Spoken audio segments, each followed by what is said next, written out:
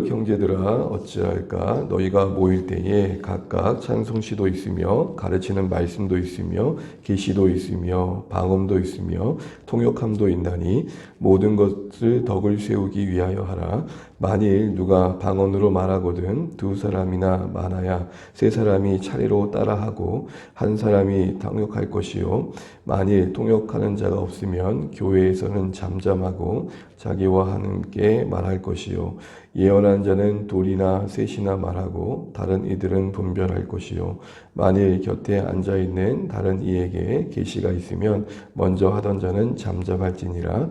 너희는 다 모든 사람으로 배우게 하고 모든 사람으로 권면을 받게 하기 위하여 하나씩 하나씩 예언할 수 있느니라. 예언하는 자들의 영은 예언하는 자들에게 제재를 받나니 하나님은 무질서의 하나님이 아니시오 오직 화평의 하나님이시니라. 모든 성도가 교회에서 함과 같이 여자는 교회에서 잠잠하라. 그들에게는 말하는 것을 허락함이 없나니 율법에 이른 것 같이 오직 복종할 것이요 만일 무엇을 배우려거든 집에서 자기 남편에게 물을지니 여자가 교회에서 말하는 것은 부끄러운 것이라. 하나님의 말씀이 너희로부터 난 것이냐 또는 너희에게만 임한 것이냐. 만일 누구든지 자기를 선지자나 혹은 신령한 자로 생각하거든 내가 너희에게 편지하는 이 글이 주의 명령인 줄 알라. 만일 누구든지 알지 못하면 그는 알지 못한 자니라. 그런즉 내 형제들아 예언하기를 사모하며 방언 말하기를 금하지 말라. 모든 것을 품위 있게 하고 질서 있게 하라. 아멘. 인사 나누시겠습니다. 감사합니다. 기도해 주셔서 감사합니다. 하늘 복 많이 받으십시오. 네, 오늘 이제 고린도전서 14장의 마무리 부분을 읽었는데요. 12장부터 바울은 은사에 대한 권면을 시작해서 14장에서 마무리 짓고 있습니다. 알고 계신 것처럼 12장에서는 은사와 관련된 일반적인 원칙을 말하고 그 원칙의 핵심은 그리스도의 몸의 지체로서의 각각의 역할을 조화롭게 감당하는 것이다 라는 것이죠. 그리고 그것이 제대로 되려면 13장의 사랑장의 내용처럼 사랑이 있어야 된다. 하나님의 사랑이 우리 모두를 주장해야 가능해질 것이다 라고 말하는 것이죠. 그리고 나서 이제 14장에 그 당시에 고린도 교회의 은사와 관련된 이 이야기를 할 수밖에 없었던 또 중요한 상황들을 다루게 됩니다. 그 내용 속에서 나누어진 게 바로 이제 방언에 대한 것과 예언에 대한 이야기죠. 그래서 14장 전반부 25절까지에서는 1절부터 25절까지에서는 어떻게 보면 방언의 어떤 한계와 예언의 유익을 말합니다. 그게 사랑의 원리를 따라 지금 고린도 교회가 그 은사를 발휘해 가는 데서 주의할 지침 중에 하나였던 것이죠.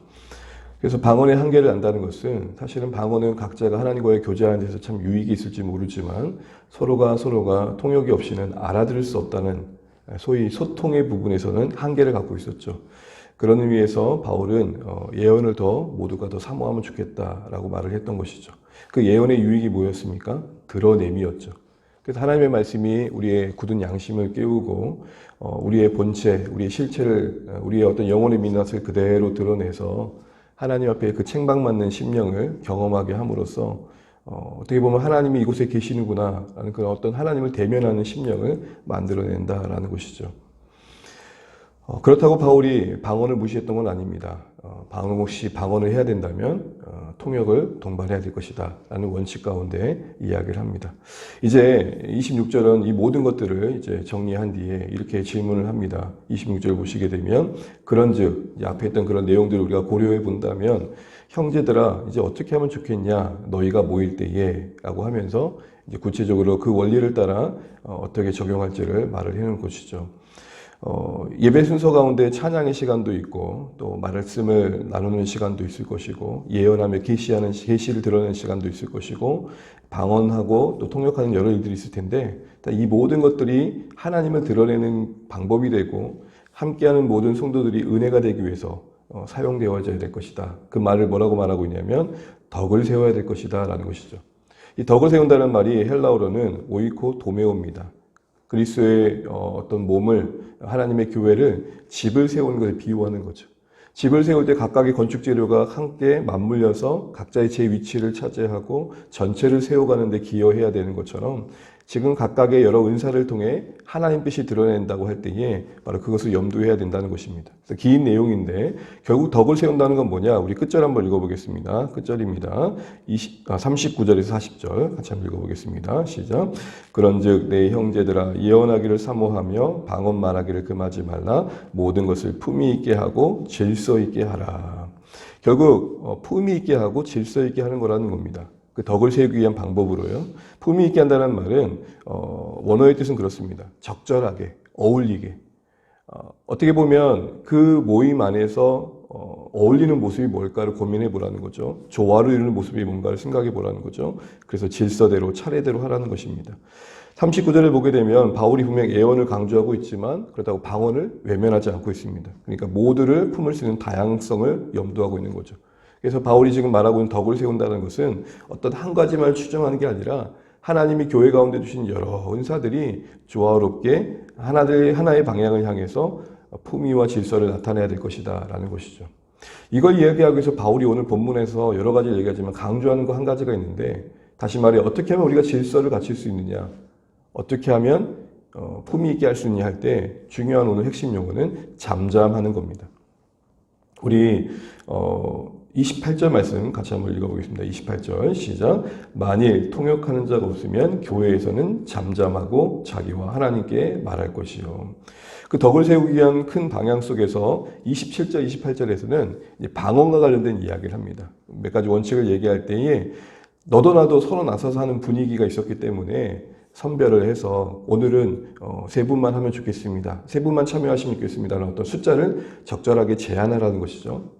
그리고 나서도 중요한 것은 방언의 경우는 통역이 있어야 된다는 것이죠. 그게 27절에 나왔습니다. 그런데 그렇지 않다면 교회에서는 잠잠하면 좋겠다. 이 잠잠의 의미는 뭐냐면 이 의미가 아닙니다. 절제해라. 그러니까 질서 있고 품위 있게 하기 위해서 교회 각각의 은사를 가지고 있는 성도들에게 요구됐던 것은 절제였습니다. 절제. 그 다음 29절에서 33절에도 예언의 경우에 대해서도 원칙을 정하는데요. 29절 한번 보시면 예언하는 자는 둘이나 셋이나 말하고, 지금 바울이 분명 예언을 더 강조하지만 그렇다고 방언보다 더 많은 기회를 주는 게 아닙니다. 여기서 우리는 바울이 어떻게 보면 교회 전체의 그 은사의 다양성을 존중해주는 어떤 모습을 보게 되죠. 예언의 경우도 어떤 절제가 필요한 거죠. 근데 방언에게는 통역이 필요했다면 예언에게는 29절 끝절에 보면 분별이 필요합니다. 여러분 너무 잘 아시죠? 바울이 베레아 성도들 속에 베레아 지역에서 바울이 사역을 할 때 그 성도들이 자세 그런 거 하고 상고하고 고민하더라. 그러니까 무조건 아멘 했던 게 아니라 정말 이것이 하나님께서 성령을 통해 드러내신 뜻인지에 대한 분별이 듣는 이들에겐 필요하다는 것이죠. 예언의 형태로 주어진 계시는 속기에 참 좋았을 것 같아요. 기록된 말씀이 아니라 그때 당시에도 아직은 그 당시에 주시는 은사 안에서 하나님 뜻이 드러났던 상황들 속에서는 더욱더 분별이 필요하겠죠. 그러면서 예언의 경우도 잠잠해야 할 경우가 있는 걸 보게 됩니다. 우리 30절 같이 한번 읽겠습니다. 시작. 만일 곁에 앉아있는 다른 이에게 계시가 있으면 먼저 하던 자는 잠잠할지니라. 잠잠이 뭐라고요? 절제. 이유가 뭡니까? 31절에 모두를 통해 하나님을 배우기를 원하신다는 거예요. 참 이게 은혜가 됩니다. 31절 보면 너희는 다 모든 사람으로부터 배운다라는 겁니다. 모든 사람도 권면을 받기를 하나님 원하신다라는 것이죠. 그래서 우리는 분명 질서 안에서 말씀을 가르치는 권위자가 있지만 또 서로를 통해서 나누어지는 그 말씀 안에서 배우며 부요함을 누리는 것이죠. 그러면서 덧붙이기 32절에 정말 예언의 은사를 받은 사람들은 스스로 자신을 제재한다 그럽니다. 여기서도 절제를 말합니다. 잠잠할 줄 안다라는 것이죠. 이 모든 것이 그렇게 되어야 할 이유는 하나님의 성품에 근거합니다. 우리 33절 한번 읽어보겠습니다. 33절입니다. 하나님은 무질서의 하나님이 아니시오 오직 화평의 하나님이시니라. 아멘. 여기까지요. 하나님이 질서의 하나님이심을 말합니다. 무질서한 것을 원치 않으신다. 화평을 원하신다는 거죠. 잠시 번외로 성경이 말하는 질서의 개념이 여기서 더 명확해집니다. 우리는 질서 그러면 어떻게 보면 수직적인 경직된 개념을 이해합니다. 어디서 이런 식으로 질서를 얘기해. 근데 성경이 말하는 질서는 뭡니까? 화평입니다. 성경이 말하는 질서의 개념은 일사불란함도 아니고 어떤 수직적인 개념에서의 질서의 개념도 아니고 어떤 권위적인 분위기도 아니라 화평입니다. 정말 교회가 질서가 있는 열매는 뭐냐면 화평입니다. 그런 가운데 중요한 한 가지 덧붙이는데 34절 말씀인데요. 또 하나의 잠잠해야 할 경우를 언급합니다. 여자는 교회에서 잠잠하라. 그들에게는 말하는 것을 허락함이 없나니 율법에 이른 것 같이 오직 복종할 것이요. 34절에 나오죠. 이때 이 여자에 대한 논쟁이 여러 가지 있지만 성경에서 오늘 여기까지 흘러오는 바울의 어떤 의도와 맥락을 본다면, 그리고 이 여자들은 보편적인 여자의 개념이 아니라 36절 이하에 보게 되면 스스로에게 선지자의 권위를 부여하고 자신들을 신령한 자로 여겼던 자들을 엄도하고 있는 걸 보게 됩니다. 36절 보시게 되면 하나님의 말씀이 너희로부터 난 것이냐 또는 너희에게만 임한 것이냐 만일 누구든지 자기를 선지자나 혹은 신령한 자로 생각하거든. 그러니까 스스로 그렇게 여기는 자들이 있었던 거죠. 자신들을 스스로 신령한 자로 여기는 자들. 특별히 그들 가운데 여인들의 그룹이 꽤 있었던 것 같습니다. 당시에 사회적 분위기는 여러분 잘 아시는 것처럼 여성이 그렇게 존중받는 분위기는 아니었습니다. 그런데 그들에게 부여된 특별한 은사들, 쉽게 말하면 이런 경우가 생긴 거죠. 남편은 방언도 못하고 예언도 못하는데 그 아내는 예언을 하는 거예요. 방언을 하는 거예요.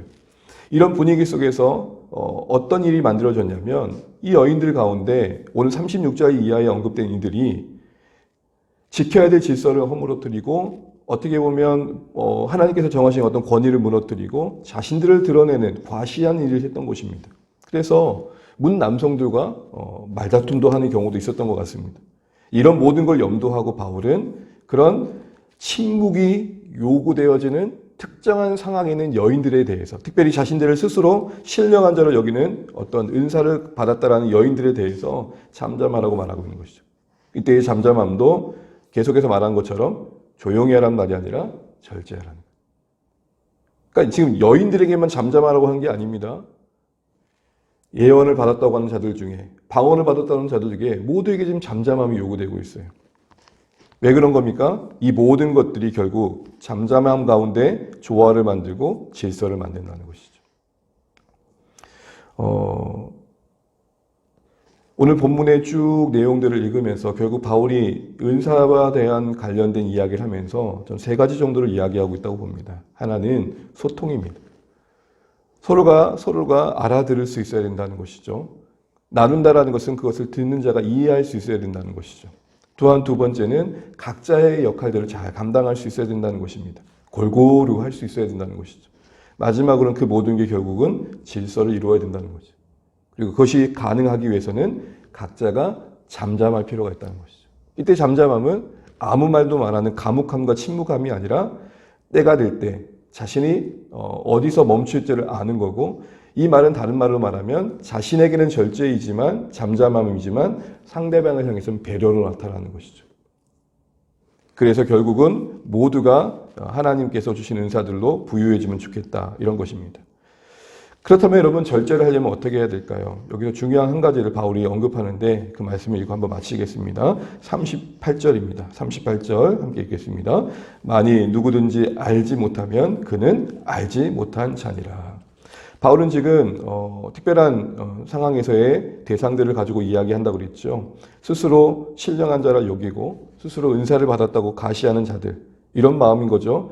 다들 나만 못하네 라는 마음을 스스로 갖고 있는 자들에게 이야기합니다. 뭐라고 얘기합니까? 만일 누구든지 알지 못하면. 근데 뭘 알지 못한다는 걸까요? 앞에 보게 되면 36절에 이렇게 말합니다.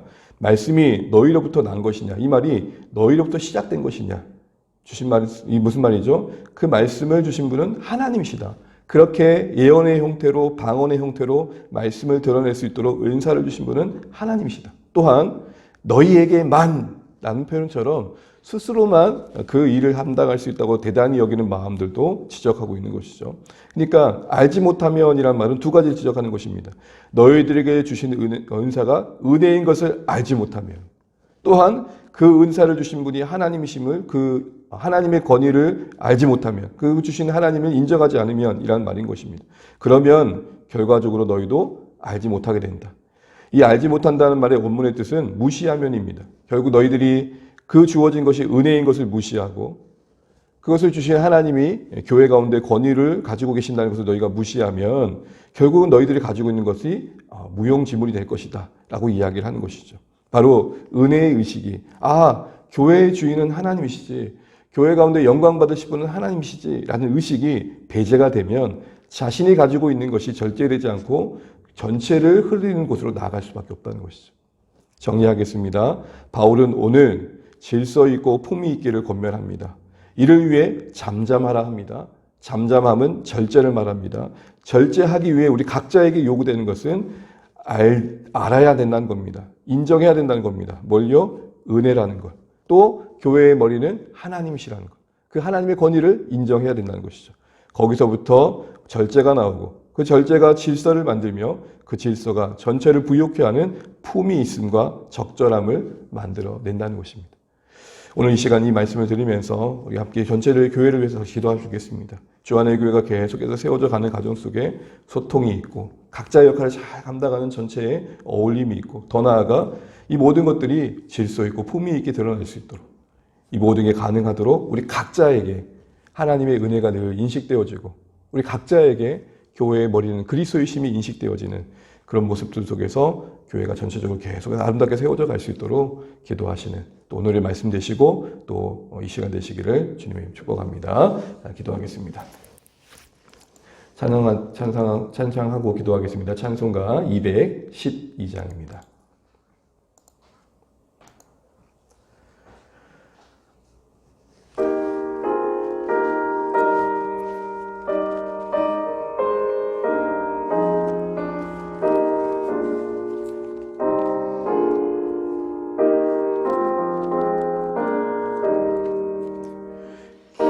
겸손히 주를 섬길 때 괴로운 일이 많으나 구주여 내게 임주사 잘 감당하게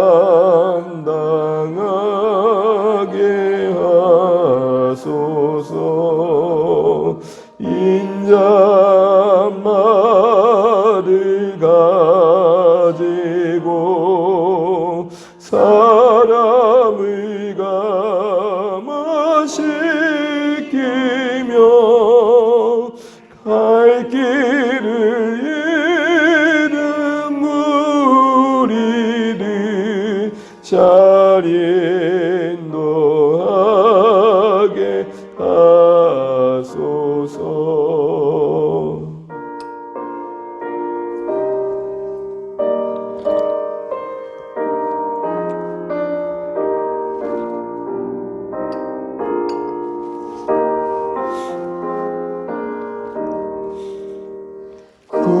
구주의 귀한 인내를 깨달아 알게 하시며 굳건한 믿음 주셔서 늘 승리하게 하소서. 장래의 영광 비추사 소망이 되게 하시며 구주와 함께 살면서 참 평강을 하소서.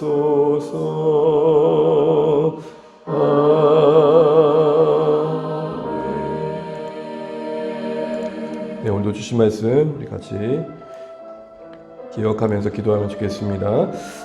오늘 고린도 교회가 세워진 가정 속에 특별히 은사에 대한 이야기를 마무리하면서 결국 질서와 적절함, 그 품이 있음을 말합니다. 이 모든 걸 위해 우리 모두에게 잠잠함이 필요함을 기억하라고 합니다. 잠잠하라 함은 전체를 보며 절제할 줄 아는 것입니다.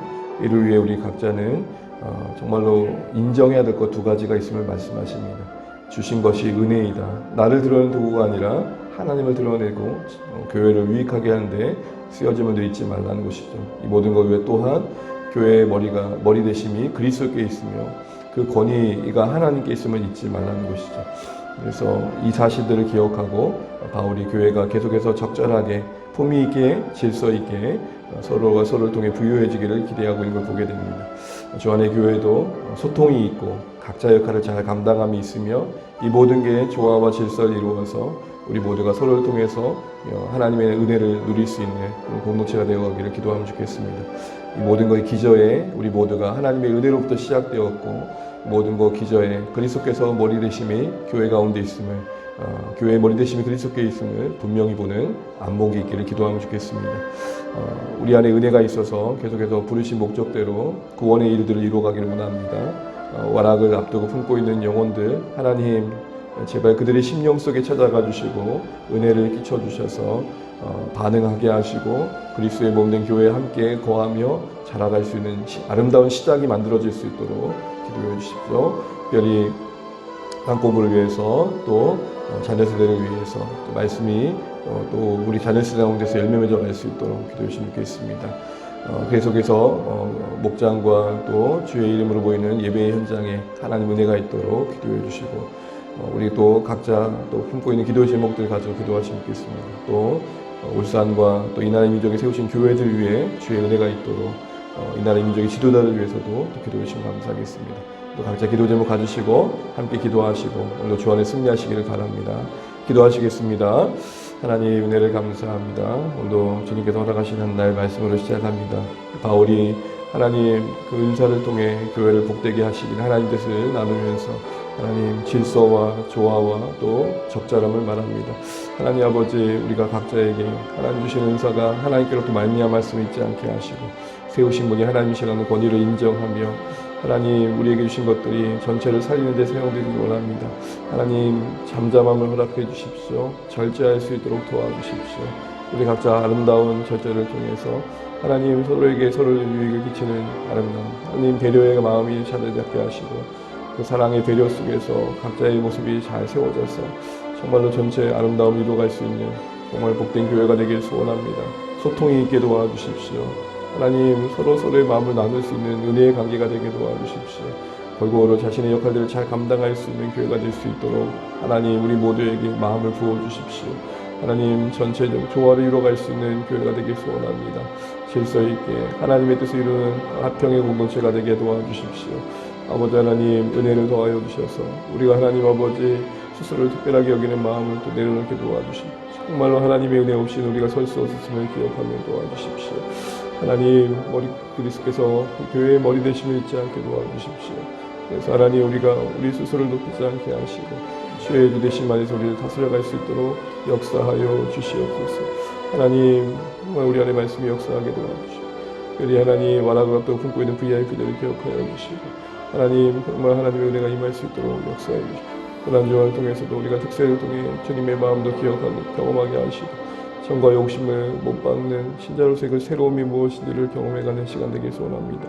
하나님 우리 자녀들을 기억하여 주시고 하나님 정말 우리의 삶의 현장에 우리 연약한 우리 성도님들의 삶이 일어날 수 있도록 주여 긍휼을 베풀어 주시옵소서. 주님